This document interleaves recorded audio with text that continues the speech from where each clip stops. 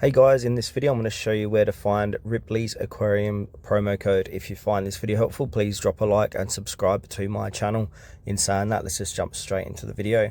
Alright, for this demonstration I'm going to be using Google. So in the Google search box I'm going to type in Ripley's Aquarium promo code. Once I've done that, I'm going to hit search and I'll be brought to the Google search results. And as we can see, we've got a few third-party sites offering promo coupon codes. So we got couponfollow.com offering 50% off. Keep scrolling down, we've got Worth the Penny.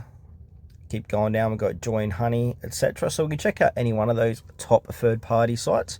But the one I like to use for this site is called Coupon Follow. So I'm going to click into Coupon Follow.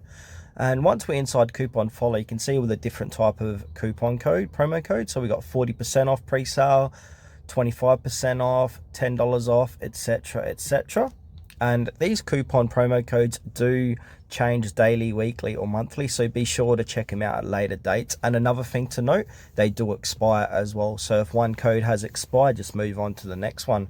So for this demonstration, I want to click on this one here that says Ripley's promo code 40% off pre-sale, and it's verified too. You can see the stats there.